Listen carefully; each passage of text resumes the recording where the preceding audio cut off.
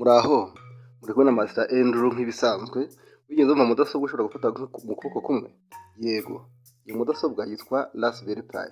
Uyu munsi turi kujya mu isi yitwa Raspberry Pi, igikoresho gito cyane ariko gifite ubushobozi bukomeye. Ushobora kugikoresha wiga gukora porogaramu, kubaka robo, gushyiraho kamera z'umutekano cyangwa gukora umushinga wawe w'urugo rw'ubwenge. Ariko se, Raspberry Pi ni iki? Yubatse ite? Ibyo ishobora gukora ni ibihe? Guma hafi ugiye kubimenya. Ikaze kuri iyi video. Reka dutangire ku mpamvu y'iremwa ryayo. Raspberry Pi yatekerejwe mu ntangiriro z'imyaka ya 2000 kugira ngo ifashe abanyeshuri kwiga ikoranabuhanga no gukora porogaramu mu buryo buhendutse kandi bworoshye. Abashinze barimo Eben Apperton bifuzaga gukemura ibibazo by'abanyeshuri binjiraga muri za kaminuza badafite ubumenyi bw'ibanze mu ikoranabuhanga. Binyuze mu mateka yayo, muri 2009 hashinzwe Raspberry Pi Foundation, umuryango udaharanira inyungu. 2012 hasohotse Raspberry Pi Model B, icya mbere ku isoko, igurishwa ku bwinshi ibihugu 100 mu masaha makeya. 2012 kugeza 2023 hagiye hasohoka ibyiciro bitandukanye: Raspberry Pi ya mbere, ya kabiri, ya kane, ya gatanu. Buri kimwe gifite ubushobozi burushijeho icyabanje, harimo Wi-Fi, Bluetooth ndetse na RAM nyinshi. Ubundi se Raspberry Pi ni iki? Raspberry Pi ni mudasobwa ntoya cyane ishobora gukora imirimo myinshi nk'iya mudasobwa isanzwe. Ikoreshwa cyane mu kwigisha porogaramu, gukora igeragezo ry'imishinga y'ikoranabuhanga n'imishinga itandukanye ya tekinoloji. Dushobora kwibaza ibice bigize. Ni ibihe bice bigize Raspberry Pi? Raspberry Pi nayo igizwe na CPU cyangwa se Central Processing Unit, ubwonko bwa Raspberry Pi. Igira ibyo bita GPIO pins, guhuza no kugenzura ibindi bikoresho by'ikoranabuhanga. Igira HDMI port cyangwa se High Definition Multimedia Interface, ishobora kuyihuza na screen cyangwa se ecran. Igira icyo bita USB port cyangwa se Universal Serial Bus, ishobora guhuza mouse, keyboard, flash disk n'ibindi. Igira Ethernet cyangwa se Wi-Fi, ishobora gukoresha internet. Igira CD card slot, ububiko burimo operating system.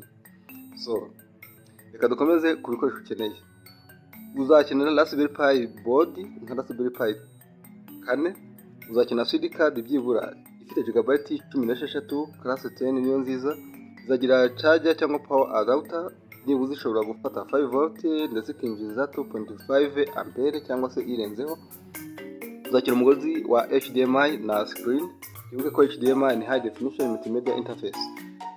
Uzakenera keyboard ndetse na mouse. Niba bishoboka Wi-Fi cyangwa Ethernet nayo wayikenera. Gutegura CD card: shyiraho Raspberry Pi Operating System ukoresheje Raspberry Pi Imager. Hitamo version ya Operating System Lite cyangwa Desktop byemewe. Shyiraho izina rya Pi na Wi-Fi mbere yo gushyiramo CD card muri Pi. Hanyuma uzabihuza ute?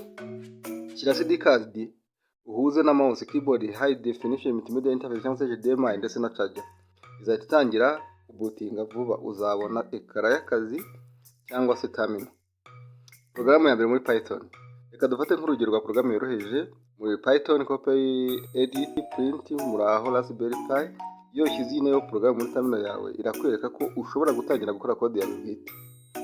Imishinga wakwigiraho: Raspberry Pi ushobora kwigiraho gutuma light emitting diode yaka cyangwa se izima, mu bushyuhe ukoresheje sensor ya DHT11, kwerekana amakuru kuri LCD screen.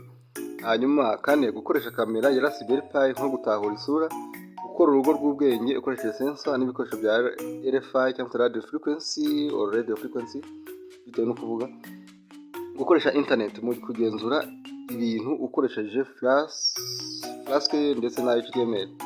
Hanyuma ushobora no gukora imodoka ya robo ikoresha Raspberry Pi.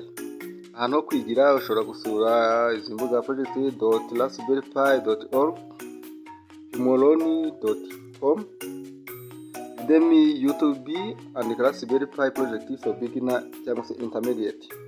Aho ni ahantu ushobora kugenda ugakora andi makuru yinjiye kuri ibi ngibi. Ibikwiye gukorwa: tangira buhoro buhoro ukoresheje igerageza ryoroheje. Irinde gukoresha charger itujuje ubuziranenge.